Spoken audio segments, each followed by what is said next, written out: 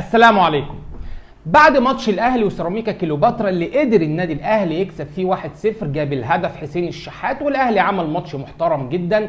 المارسيل كولر بعد الماتش في المؤتمر الصحفي اتكلم عن ايمن اشرف تحديدا، وقال ان هو قاعد مع ايمن اشرف اكتر من مره، والراجل بيحب ايمن اشرف على المستوى الانساني والمستوى الشخصي، ولكن هو بالنسبه له ايمن اشرف رقم 5 في المدافعين اللي عنده. اتفقت او اختلفت مع مارسيل كولر على الصراحة اللي هو بيتكلم فيها، ولكن لا نخفي دور ايمن اشرف حضرتك، والحلقة النهاردة معمولة عن ايمن اشرف علشان ايمن اشرف ياخد حقه.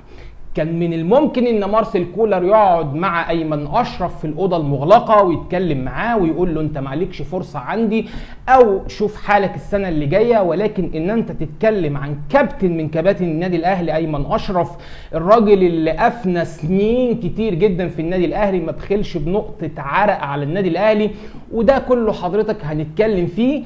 فانا اتفقت او اختلفت مع مارسيل كولر. مارسيل كولر مدرب كبير جدا جدا، مارسيل كولر عمل طفره مع النادي الاهلي كبيره جدا، بطولات مع النادي الاهلي، غير رتم او اداء النادي الاهلي، عمل شغل كبير جدا فني، ولكن انا ما اتفقتش معاه قوي في قصه ايمن اشرف.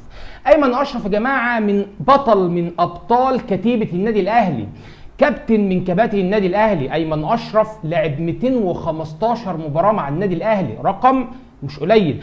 ايمن اشرف لعب مع اكتر من مدير فني، لعب مع موسيماني، لعب مع رينيه فايلر، لعب مع حسام البدري، كلهم كانوا بيعتمدوا عليه اعتماد كل، كان بيلعب الماتشات كلها اساسيه، وكروش كمان مع المنتخب المصري كان يعني بيوظفه في اكتر من مكان، كان لاعب ديفندر ولاعب مساك ولعب في اكتر من مكان. وايمن اشرف يا جماعه لعيب جوكر، فمش معنى ان ايمن اشرف كل المدربين اللي لعب معاها يعني كلهم ما بيفهموش او كلهم ما عندهمش فكره فنيه. الراجل لو مش هيفيدني فنيا انا مش هنزله الملعب، الراجل لو ما كانش على قدر فكري وعلى قدر اللي انا عايزه منه ما كنتش هنزله الملعب. فايمن اشرف الراجل الوقت اللي كان موجود فيه مع النادي الاهلي كان بطل من ابطال القضيه ممكن. يا جماعه كلنا شفنا ايمن اشرف في الماتش بتاع القضيه ممكن، كان عامل جيم دفاعي حاجه محترمه جدا.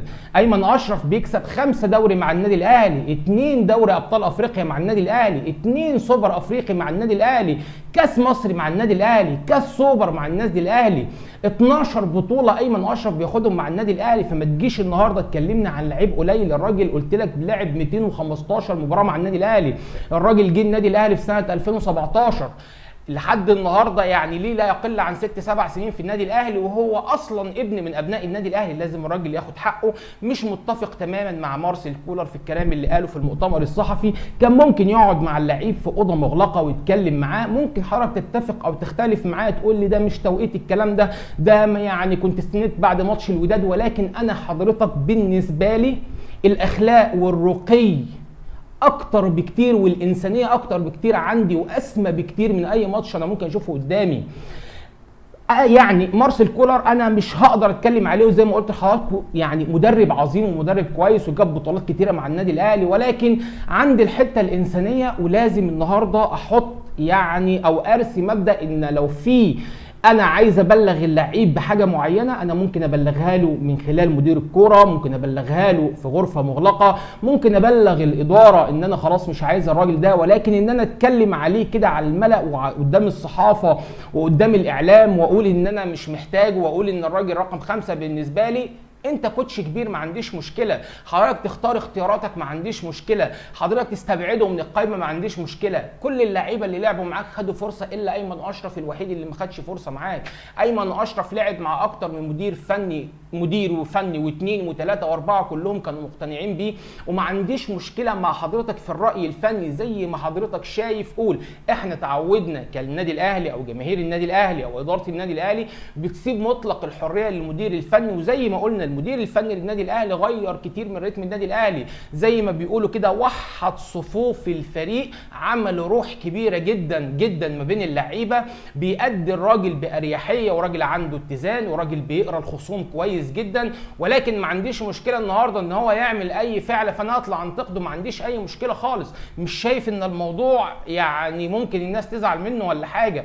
انا ما بنتقدوش فنيا لان انا راجل يعني ما يعني مش على قدر ان انا انتقد مارسيل كولر فنيا على قد الحاجات اللي احنا نعرفها، ولكن الكلام الفني ما فيش مشكله. انا بتكلم مع حضرتك على كلام انساني. اللعيب قعد مع النادي الاهلي 7 سنين، ما ينفعش النهارده ان انا اجي اتكلم عليه في الملأ. دي وجهه نظري، ده رايي اللي انا حبيت اقوله لحضراتكم. والحلقه دي كلها معموله عن ايمن اشرف، لان ايمن اشرف ادى كتير للنادي الاهلي. ايمن اشرف ابن من ابناء النادي الاهلي.